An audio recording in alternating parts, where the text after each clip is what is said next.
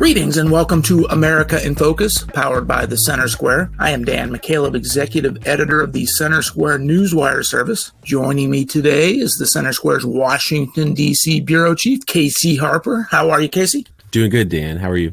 I am doing well, thank you. We are recording this on Friday, September 15th. Casey, the National Archives and Record Administration, NARA, that's the agency that helped spark former President Donald Trump's first federal indictment over the classified documents found at his Mar-a-Lago home. Anyway, NARA has come under fire for embracing what Republicans call far-left diversity, equity, and inclusion policies. You reported last week, Casey, that the Archives is refusing to turn over certain records to the House committee investigating President Joe Biden and his son, Hunter, and their overseas business dealings that netted the Biden family millions of dollars from entities in China, Russia, Ukraine, and elsewhere. The Archives says it is not turning over the documents because it deems them personal in nature. Then you did some digging into the agency and found they've spent millions of dollars, tens of millions of dollars, promoting such DEI programs through policy, training, and the like. Tell us why this matters. Yeah, I mean, this matters because this little-known agency has been thrust in the national spotlight and now is the center of an indictment in what, in my opinion, is the strongest indictment against former President Donald Trump and could actually,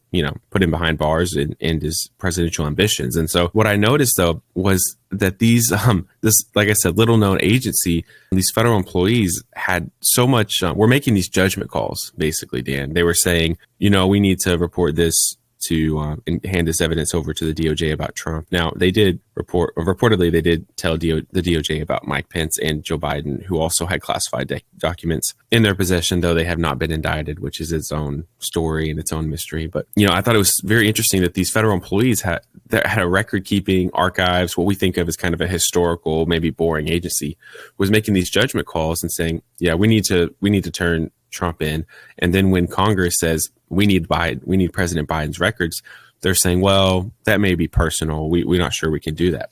And it was just amazing to me that some little known agency, based on the judgment calls of some employees, were potentially impacting. Yeah, bureaucrats were impacting the election in such a way. So I started looking into the agency, and I just thought it was really interesting that the same bureaucrats who were making these judgment calls had, to the tune of millions of dollars, the word indoctrinated is a strong word. I could probably find a better one, but had just been inundated with DEI trainings for years now. And you can't help but wonder if that affects the judgment of those employees, or maybe just the kind of person who would want to work at that agency, right?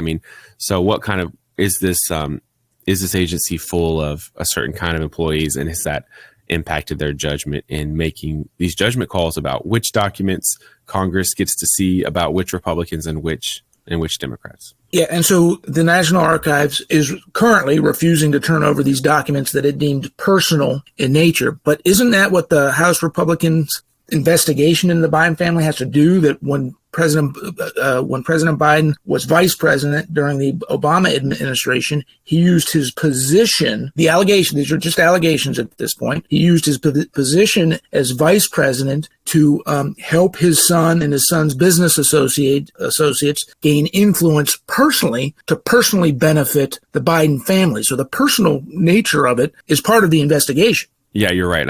Wouldn't it be nice if you were being charged with the crime, and you could say, you guys can have any evidence you want as long as the evidence isn't personal? I don't know. You probably would get off scot-free if they weren't allowed to use personal evidence. I don't know what kind of standard that is. But you're right. It's very personal in the sense that, allegedly Biden and his family were benefiting from it. And so that's, and it may be now with this pressure that the Archives agency ends up handing over some of these documents.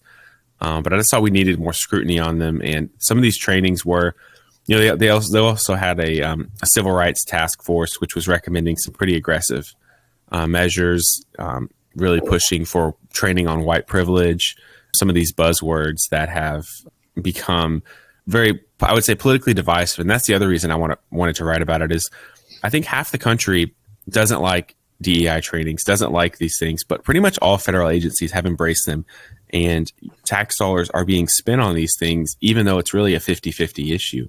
So there's not broad agreement on it, but there is broad implementation and broad spending on this. And that's why, we had some senators respond to our reporting, and Ted Cruz, Rick Scott, Representative Bob Good, and others were tweeting and commenting on our work. And I think it could maybe lead to some further inquiries into the Archives Agency. I don't know.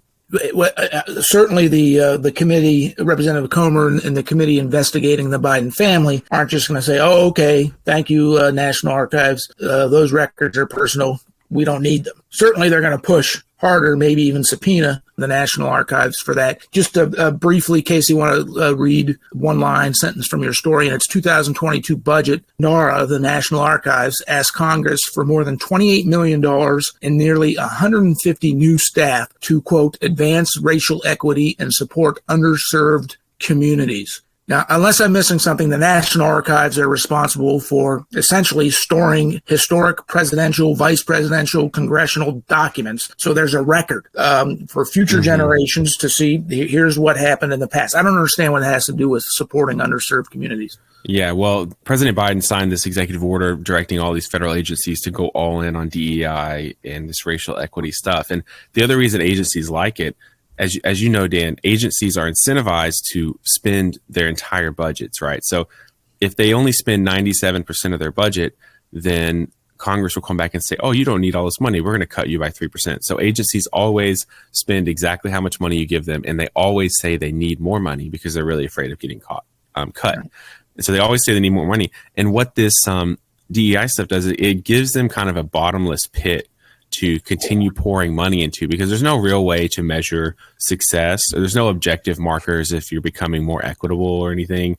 It's just kind of like a way to put money in an agency and grow your agency by hiring hundreds of, we're seeing that universities and colleges do this too, just hiring tons of DEI staff to balloon things out. But at a certain point, you kind of look up and you have hundreds of DEI employees, and you're wondering what this has to do with the mission of the organization.